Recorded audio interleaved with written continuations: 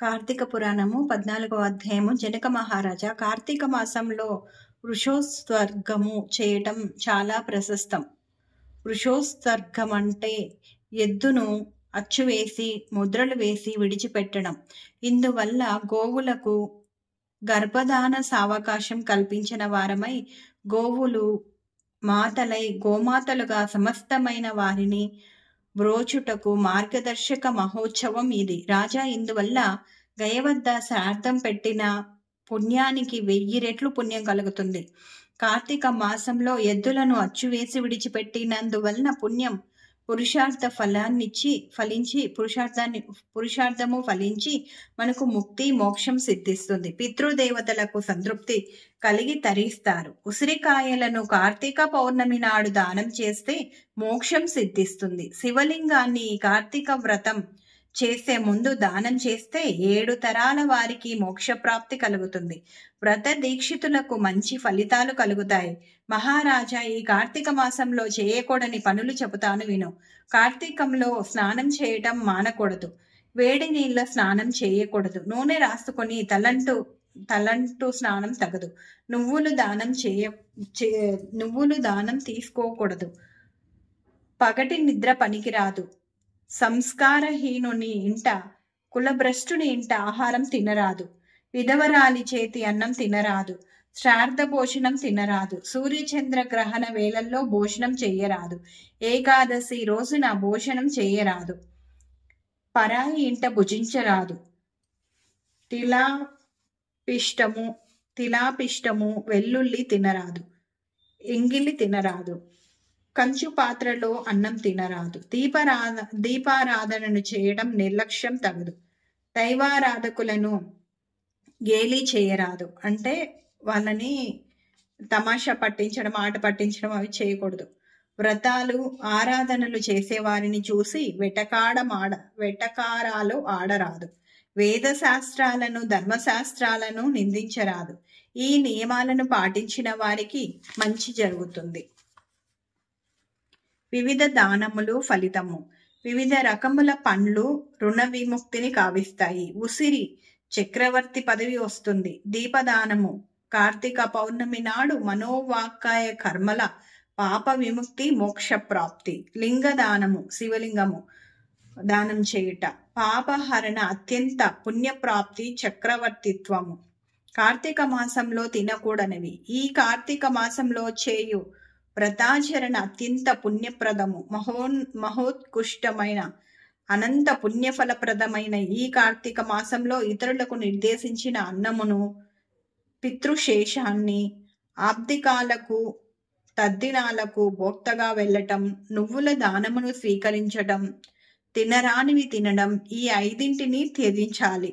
ఇంకను ఈ కార్తీక మాసంలో సంఘపరంగా చేయు అన్న సమారాధనకు వెళ్ళి భోజనం చేయటం, శూద్రాన్నము, బలిహార అన్నము, అపరిశుద్ధమైన అన్నము, విడిచిపెట్టబడిన త్యక్తకర్ముని అన్నము, విధవరాలిచే వండబడిన అన్నము ఇవి తినరాదు. కార్తీక పౌర్ణమి, కార్తీక అమావాస్యలలోనూ పితృదేవతలకు తద్దినం పెట్టిన నాటి రాత్రి, సూర్యచంద్ర గ్రహణాది దినాలలోనూ, ఆదివారం నాడు, మైల రోజులలోనూ, అశుభ కార్య నిషిద్ధ దినములలోనూ రాత్రి భోజనం చేయరాదు. కార్తీక ఏకాదశి నాడు 2 పూటలా ఉపవాసం చేయుట అత్యంత పుణ్యఫలం. ఇటువంటి పర్వదినాలలో ఛాయానక్తం చేయుట ఉత్తమోత్తమైనదని మహర్షులు చెప్తారు. ఛాయానక్తము అనగా తన నీడ తన శరీరపు కొలతకు 2ంతలుగా పడినప్పుడు భుజించుట అని అర్థం. కార్తీక మాసంలో నిషిద్ధములు. ఈ కార్తీక మాసంలో భుజించరాని రోజులలో భుజించేవారు అత్యంత అగణితమైన పాపాన్ని మూటగట్టుకుంటారు. అదీను కాక ఈ కార్తీక మాసం తైలాభ్యంగన స్నానము, పగలు నిద్రపోవుట, కంచు పాత్రలో భోజనం చేయటము, ఇతరులు పెట్టిన అన్నాన్ని తినడం, గృహ స్నానము, రాత్రిపూట తినకూడని రోజులలో తినటం, వేద శాస్త్రమును నిందించుట, ఉపవాసం చేయవలసిన దినములలో భోజనం చేయటం ఇవన్నీయును చేయరాదు. నదీ స్నానం చేయగలిగిన ఓపిక ఉన్నను ఇంటి వద్ద వేడి నీటితో స్నానం చేసినచో అది కళ్ళుతో సమానం. చేసినంత మహాపాపమగునని బ్రహ్మ శాసనము. సూర్యుడు తులారాశిలో ఉండగా చేయు నదీ స్నానమే అత్యంత ఆరోగ్యప్రదము పుణ్యదాయకమును. నదులు, చెరువులు, కాలువలు లాంటివేమీ లేనప్పుడు ప్రాతకాలమున నేను నూతి వద్ద ఆయా మహానదులను స్మరించుకుంటూ స్నానం చేయవలెను.